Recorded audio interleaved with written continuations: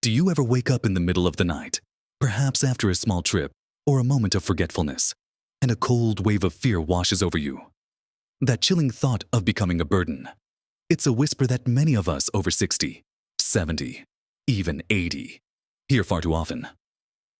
Society often paints a picture of aging as a steady decline, a slow fade into dependency, where our children, or perhaps even our grandchildren, must eventually take on the weight of our needs, our appointments, our very existence. The idea of losing our cherished independence, of needing help for the simplest things, is a painful reality that many of us dread more than anything else. But what if I told you that it doesn't have to be that way? And what if I shared with you how? At 82 years young, I'm still living life on my own terms, driving myself to the grocery store, managing my own affairs, and enjoying my hobbies without constantly relying on anyone else. I have learned a few things over the decades, wisdom that hasn't come from a textbook, but from living, observing, and sometimes, yes, making a few mistakes. I have distilled it down to 7 wise secrets that have helped me stay vibrant and truly independent. In this video, we'll explore these simple yet profound ways you can continue to live a full, self-reliant life, ensuring you're not just living, but thriving. And I promise you, if you watch to the very end, there's something waiting for you that might just surprise you. So, where do we even begin with staying vibrant and truly independent as the years roll on? For me, it all starts with what I call the first wise secret keeping your body moving and strong. Now, before you groan and imagine me telling you to lift weights like a bodybuilder, let me assure you, it's far simpler than that. It's about movement. Our bodies were designed to move, and as we age, it becomes even more crucial to keep those joints supple and muscles engaged. Think of your body like a well-oiled machine. If you let it sit idle, it starts to rust and seize up. For me, that means a daily walk. Not a marathon, just a brisk stroll around my neighborhood, usually for about 30 minutes. Some days it's sunny and bright, and I practically skip along, waving to my neighbors. Other days, when the weather isn't cooperating, I might just walk laps around my living room or do some gentle stretches while watching my favorite morning show. The key isn't intensity, it's consistency. It's about maintaining balance, strength, and flexibility. I incorporate simple exercises into my routine. 2. Things like standing up and sitting down from a chair without using my hands, which is great for leg strength, or lifting light weights, even just cans of soup from the pantry, to keep my arm muscles from wasting away. I even practice reaching for things on a high shelf safely. To maintain my range of motion, it's these small, consistent movements that build up over time, allowing me to carry my own groceries, tie my own shoes, and get out of bed without a groan every morning. I've seen too many friends lose their independence simply because their bodies gave out on them, not because their minds did. Don't let your body become a cage. Keep it free and capable. Now, that leads us seamlessly into the second wise secret, which is just as important as keeping your body active, and that's nurturing your mental sharpness and curiosity. It's not enough to keep the body moving. We must keep the mind agile. Sometimes, people fall into the trap of thinking that once you reach a certain age, learning is over, and your memory is destined to decline. But I believe that couldn't be further from the truth. Your brain, much like your muscles, needs to be exercised. It thrives on novelty and challenge. For me, this means constantly learning new things. Just last year, I decided to learn how to play the ukulele. Yes, a ukulele. My grandkids got a real kick out of it, and while I won't be headlining any concert soon, the process of learning the chords, memorizing the songs, and coordinating my fingers has been incredibly stimulating. It's not just musical instruments, though it could be learning a new language, even just a few phrases a day, or diving into a new hobby like painting or gardening. I also love to read. Everything from historical novels to non-fiction books about quantum physics. Well, maybe not quantum physics, but you get the idea. The point is to engage your brain in ways that are new and challenging. I also do puzzles, crossword puzzles, and Sudoku. which are fantastic for keeping those cognitive gears turning. And you know what else is great?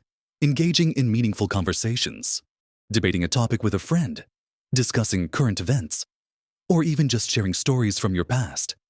These interactions force your brain to retrieve information, process new ideas, and articulate thoughts, all of which are wonderful exercises. So, don't let your mind gather dust. Keep exploring, keep questioning, and keep that beautiful brain of yours active. It's your most powerful tool for staying independent and vibrant, helping you navigate the complexities of life with clarity and confidence. The more you use it, the stronger it becomes, and the less likely you are to find yourself confused or unable to manage your daily affairs. And believe me, that peace of mind is priceless. Moving on from keeping our bodies and minds sharp, let's talk about something equally vital. And that's the third wise secret: cultivating robust social connections. You might think that as we get older, our social circles naturally shrink, and we become more isolated. And while that can certainly happen if we let it, it doesn't have to be your reality. Human beings are inherently social creatures, and maintaining strong bonds with others is not just about having fun. It's fundamental to our emotional well-being. And, surprisingly, even our physical health. Loneliness can be as detrimental to your health as smoking, and it's a burden many older adults carry silently. But it doesn't have to be you. For me, staying connected means actively reaching out. I make it a point to call my children and grandchildren regularly, not just for special occasions, but for a quick chat, to hear about their day, or to share a little anecdote from mine. It's not about being nosy. It's about nurturing those family ties. Beyond family, I make an effort with my friends. We have a weekly card game that's more about laughter and camaraderie than who wins. Sometimes it's just a cup of tea on the porch, or a visit to a local park. It's about showing up, being present, and letting people know you care. If you find your old circles shrinking, don't be afraid to forge new ones. Join a club, a book club, a gardening club, a local walking group. Volunteer for a cause you care about. It's a fantastic way to meet like-minded people and feel a sense of purpose. I volunteer at our local library, helping organize shelves and recommending books. And I've met some truly wonderful people there. Remember, independence doesn't mean isolation. It means having the freedom to choose your connections and enrich your life through them. These relationships provide support, laughter, and a sense of belonging that keeps your spirit buoyant and helps prevent that feeling of being alone in the world. And speaking of connections, that brings us to our fourth wise secret: embracing technology, even if it feels daunting at first. I know. For many of us, the world of smartphones, tablets, and computers can seem like a foreign land, filled with confusing buttons and ever-changing interfaces. But let me tell you, learning to navigate this digital landscape has been one of the biggest game changers for my independence. It's not about becoming a tech wizard. It's about using technology as a tool to simplify your life and stay connected. Think about it online. Banking means I don't have to rely on someone else to drive me to the bank. Video calls allow me to see my grandchildren who live across the country, bridging the distance in a way that regular phone calls can't. Ordering groceries online means I can get my essentials delivered right to my door, especially on days when I don't feel like driving or when the weather is bad. I even use a little smart speaker in my kitchen to play my favorite oldies radio station or to ask it what the weather will be like. It's incredible. The trick is to start small. Don't try to learn everything at once. Maybe ask a trusted family member or a younger friend to show you the basics. There are also many community centers and libraries that offer free classes for seniors on how to use computers or smartphones. Don't be afraid to ask questions, no matter how silly they might seem. Every time you learn a new digital skill, you're adding another layer to your independence, making your life easier, more connected, and more manageable. It's not about being forced to use it. It's about recognizing the incredible freedom and convenience it offers. But now, for our fifth wise secret. And this one is crucial for true independence: managing your finances and legal affairs proactively. This might sound a bit dry, but believe me, it's one of the biggest worries many seniors have, and it's often where the fear of becoming a burden truly sets in. The thought of losing control over your money or having others make decisions for you can be terrifying, but with a little foresight, you can ensure your financial independence remains intact. This isn't just about having enough money. It's about understanding where your money is, how it's managed, and making sure your wishes are clearly documented. I make it a point to review my bank statements regularly, even if it's just a quick glance to make sure everything looks right. I keep a clear, organized record of my bills, my income, and my expenses. It's not about being rich. It's about knowing exactly what's coming in and what's going out. More importantly, it's about having your affairs in order. Do you have a will? Is it up to date? Do you have powers of attorney in place for both your finances and your healthcare? Designating someone you trust to make decisions on your behalf should you ever be unable to. These aren't pleasant topics to think about. I know, but addressing them now gives you immense peace of mind. It ensures that your independence is protected, even if your capacity changes, and it removes a huge potential burden from your loved ones.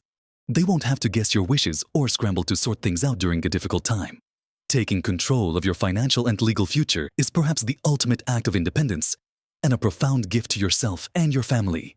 It truly sets you free from future worry. Now, as we round the corner on these 7 wise secrets, we come to a couple that are often overlooked in the grand scheme of staying independent. But they are absolutely foundational. Our 6th wise secret is all about prioritizing self-care and developing truly healthy daily habits. It's easy to focus on big medical issues, but true independence stems from the small, consistent choices we make every single day about how we nourish and care for ourselves. If you aren't feeling well, if you're constantly tired or in pain, then all the financial planning and social connections in the world won't give you the energy or motivation to enjoy your independence. For me, this means a few things. First, nutrition. I try to eat as many whole, unprocessed foods as possible, lots of fruits and vegetables, lean protein, and healthy fats. It's not about restrictive diets. It's about fueling my body with what it needs to function optimally. I've noticed a huge difference in my energy levels and overall well-being when I stick to this. Staying hydrated is also crucial. Just plain water throughout the day. It's amazing how much better you feel when you're properly hydrated. And then there's sleep. Oh, glorious sleep. I aim for 7 to 8 hours a night. I know it sounds simple, but getting quality rest is vital for both physical repair and mental clarity. I've found that having a consistent bedtime routine helps me wind down. Maybe it's reading a book, listening to some gentle music, or having a warm cup of herbal tea. It's about respecting your body's need for rest, beyond diet and sleep. Managing stress is also a huge part of self-care. Life throws curveballs at every age, but how we react to them matters. For me, a little bit of gardening or simply sitting quietly with a cup of tea and watching the birds helps calm my mind. Some people find meditation helpful. Others enjoy art or listening to music. Find what works for you to de-stress and give yourself permission to do it. Think of self-care not as a luxury, but as a non-negotiable part of maintaining your vibrant independence. It's about listening to your body and giving it the respect and care it deserves, so it can continue to serve you well for years to come. And finally, our 7th and perhaps most profound wise secret, cultivating a positive mindset and finding a sense of purpose. This might sound a bit abstract, but I genuinely believe it's the anchor that holds all the other secrets together. Your attitude towards aging and towards life itself profoundly impacts your ability to live independently and joyfully. If you constantly dwell on what you've lost or what you can no longer do, you'll naturally become less engaged and more reliant on others. But if you focus on what you can do, on the richness of your experiences, and on the opportunities that still lie ahead, your independence becomes a celebration. For me, purpose isn't about grand achievements. It's about finding meaning in the everyday.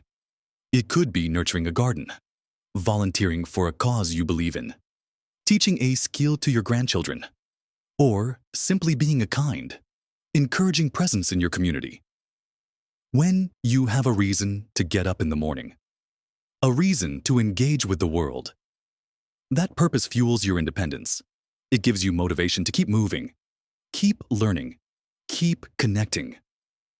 I try to practice gratitude daily. Even on difficult days, I try to find 3 things I'm grateful for. No matter how small, it shifts my perspective and helps me focus on the blessings rather than the challenges. I also embrace the changes that come with age. My body might not do everything it used to, but my mind is richer, my perspective deeper, and my wisdom, well, that's still growing too. It's about embracing this chapter of life with open arms, seeing it not as an end, but as a unique opportunity for continued growth and contribution. When you carry a positive outlook and a clear sense of purpose, you radiate a quiet strength that not only empowers you but also inspires those around you.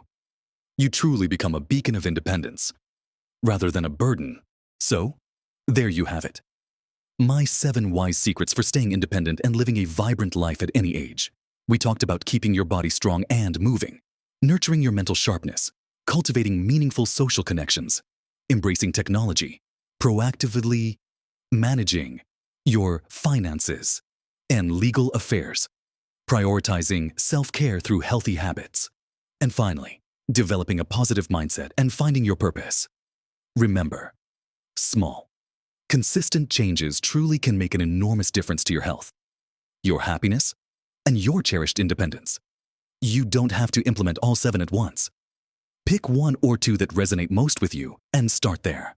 Every step, no matter how small, is a victory. I genuinely hope that these insights have resonated with you and offered some practical guidance.